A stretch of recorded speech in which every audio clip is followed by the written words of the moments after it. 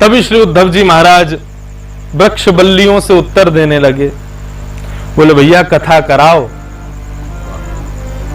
भगवान का सत्संग कथा कीर्तन कराओ, तभी विरह भाव से मुक्त हो पाओगे आप लोग।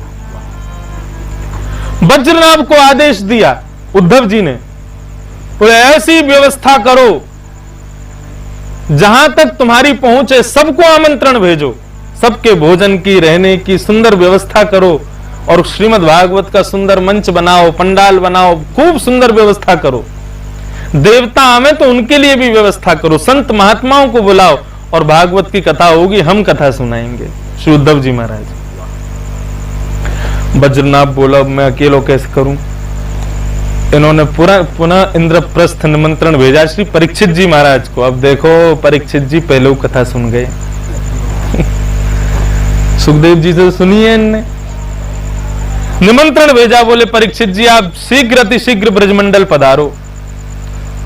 वज्रनाभ का पत्र देखते ही परीक्षित जी महाराज अपनी संपूर्ण सेना लेकर के गोवर्धन पधारे। बोले आज्ञा करो प्रभु, आपकी आज्ञा, आपकी सेवा के लिए तो हमारे पितामहों ने आज्ञा की हमें। बोले भागवत की कथा होगी, सब व्यवस्था आपको देखनी है। परीक्षित जी महाराज तो इतने प्रसन्न, व्यवस्था करते करते रो जाते हैं कि मेरे प्राणदाता कृष्ण की मुझको कथा सुनने को मिलेगी। मेरी मातृ गर्भ में जिन्होंने आकर के मेरी रक्षा की, आज पहली बार उनके जीवन चरित्र को, उनके सुंदर गुणानुवाद को सुनने का अवसर मिलेगा। और कोई और नहीं सुनाएंगे। भगवान श्रीमद् भागवत में कहते हैं उद्धव कौन है, मैं ही उद्धव हूं। उद्धव में और मुझ में बिल्कुल भी भेद नहीं, किंचित भेद नहीं है। भगवान का अति प्रिय मित्र है उद्धव, अर्जुन भी नहीं है। श्री परीक्षित जी महाराज की प्रसन्नता का कोई ठिकाना नहीं। उत्तर महात्म में लिखा ऐसी सुंदर कथा की, उत्तर महात्म की कथा होती नहीं है। यदि हो जाए ना तुम्हारा, इतनी सुंदर कथा है, ब्रजमंडल को कहा सार स्वरूप या में, और ऐसे ऐसे रहस्य बताए गए जो कहीं नहीं लिखे उत्तर महात्म। परीक्षित जी ने व्यवस्था करी।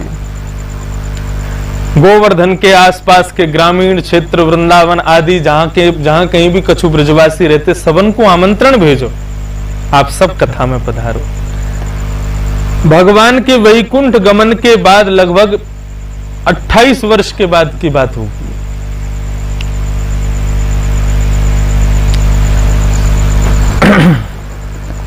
लीला संवरण के बाद सुंदर पंडाल भव्य बनाया गया, भोजन आदि की व्यवस्था की गई। मृदंग बजावे वाले, वीणा बजावे वाले, यहां सब लिखो, वेणु बजावे वाले, बड़े गंधर्व बुलाए गए। श्री उद्धव जी महाराज तो बड़े सुंदर कंठ के धनी हैं, गा गा के कथा करें। कथा को समय समीप आयो। श्री उद्धव जी महाराज मंचासीन हुए हैं। अभी तक तो वृक्ष बल्लरियों के रूप में थे, लेकिन अब पूर्ण मानवीय रूप में प्रकट हुए श्री उद्धव जी। मंच पर विराजमान हुए।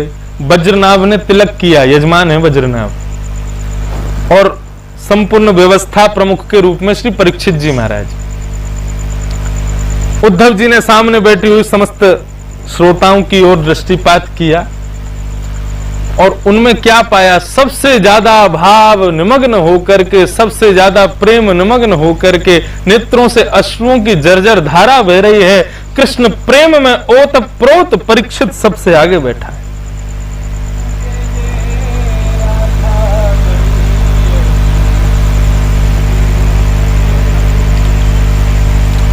श्री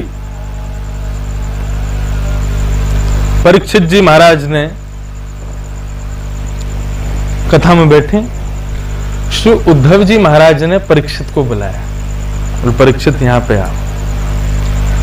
परीक्षित जी तुरंत दौड़ करके गए, बोले आज्ञा करें प्रभु।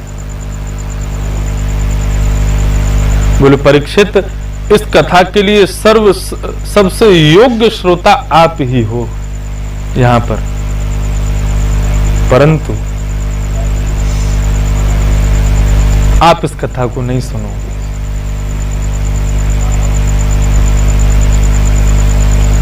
कथा के श्रेष्ठ श्रोता आप हैं, लेकिन परीक्षित आज आप इस कथा को नहीं सुनोगे। परीक्षित जी महाराज तो हाथ जोड़ करके खड़े हैं, बोले आप जो आज्ञा कर देंगे, आप व्यास स्वरूप हैं, आप मेरे प्राणदाता श्री कृष्ण के प्रिय मित्र हैं, उन्हीं के स्वरूप हैं, लेकिन मुझसे कोई अपराध हो गया है जो मैं कथा नहीं सुन सकता, प्रथम बार की बात। तब श्री उद्धव जी महाराज कहते हैं, राजम चिंता तुते कापी नैव कार्या कथंचन तवैव भगवत शास्त्रे यतो मुख्याधिकारिका। तुम मुख्य अधिकारी हो भगवान की कथा सुनने के, लेकिन राजन, भगवान श्री कृष्ण के लीला संवरण के बाद में एक बहुत बड़ा राक्षस हमारी पृथ्वी पर आ गया है, जिसका नाम है कलियुग। और वो कलिकाल सब जगह जाकर के विक्षेप करता है, और सबसे ज्यादा तो वहां विक्षेप डालता है जहां पर भगवत वार्ता, भगवत कथा, भगवत चिंतन चल रहा हो। परीक्षित, तुम राजा हो, यहां पर इस कथा के बारे में जैसे ही कलयुग को पता चलेगा, वो यहां पर जरूर आएगा और आकर के इन हजारों कथा श्रोता प्रेमियों को विक्षेप प्रदान करेगा। सावधानी से सुनिएगा बात को। ये पूरी कथा परीक्षित और सुखदेव संवाद की पहले की कथा है, जो हमने आज तक कथाओं में नहीं सुनाई। बोले वो कलयुग आकर के इस कथा में विक्षेप डालेगा और यहां बैठे हुए हजारों लोगों को विक्षेप होगा, सब कथा से वंचित हो जाएंगे। लेकिन तुम राजा हो, एक छत्र सम्राट हो, उस कलयुग को यहां आने से रोकने की सामर्थ्य केवल तुम्हारे भीतर है। ढूंढो, तुम जाओ और जाकर के उस कलिकाल को ढूंढो और ढूंढ करके यहां आने से रोकने का प्रयास करो। महाराज, कलयुग को 5 स्थानों में बांध दिया किसने? परीक्षित जी ने बांधा। द्यूतम पानम स्त्रिय सूना, ये 4 स्थान, 5वां स्थान अनीति का धन। इससे पहले तो कलयुग सब जगह व्याप्त था, और ये उसी समय की बात है जब श्री उद्धव जी महाराज कह रहे हैं, बोले कि अगर तुमने उसको नहीं रोका तो यहां तुम्हारी वजह से, तुम राजा हो भाई, तुम्हारा पूरा दायित्व बनता है। आज पूरे देश पर इतना बड़ा कहर आ पड़ा है, किसका दायित्व बनता है सबकी रक्षा करना? हमारे राजा प्रधानमंत्री कर रहे हैं, वो भी जितना हो सकता है उनसे। तो ये तो राजा का दायित्व है, एक बार को तुम कथा से वंचित हो जाओ, लेकिन तुम्हारी वजह से इतने हजारों लोग वंचित नहीं होने चाहिए। इसलिए उद्धव तुम जाओ, ओ परीक्षित तुम जाओ। परीक्षित जी महाराज विरह भाव में ऐसे हुए, वहीं मूर्छित होकर गिर गए। तब श्री उद्धव जी महाराज ने उनको उठाया और कहा कि तुम क्यों इतने परेशान हो, क्यों दुखी हो? बोले कि मुझे कथा कब मिलेगी? तब कान में धीरे से श्री उद्धव जी महाराज कह रहे हैं, नंद नंदन रूपस्तु नंद नंदन रूपस्तु श्री सुको भगवान ऋषि। नंद नंदन के रूप का गुणानुवाद करने के लिए तुम्हारे लिए ही जिन्होंने अवतार लिया है, ऐसे भगवान के परम स्वरूप वेदव्यास के पुत्र श्री सुखदेव जी तुमको कथा सुनाएंगे। अगर नहीं बताते तो परीक्षित के वहीं प्राण निकल जाते। तुम चिंता मत करो, तुम तो जाकर के कहीं से भी ढूंढ करके इस कलयुग को रोको, और कलयुग को रोक करके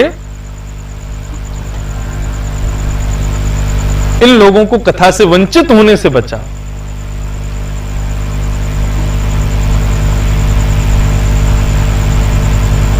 तुम्हारे लिए तो श्री सुखदेव जी महाराज पधारेंगे और वही कथा तुमको सुनाएंगे।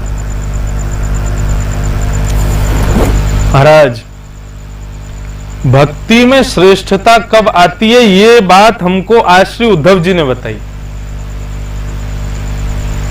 त्याग केवल संसार का ही श्रेष्ठ नहीं होता, कई बार भगवत विमुख होने से भी भगवत प्रेम अधिक हो जाता है। भगवती कथा, भगवत भजन का त्याग किया। आज त्याग करवाया उद्धव जी ने। जिस कथा को सुनने के लिए इतने उत्सुक थे परीक्षित जी महाराज, उस कथा से वंचित करवाया उनको विरह दिलाया।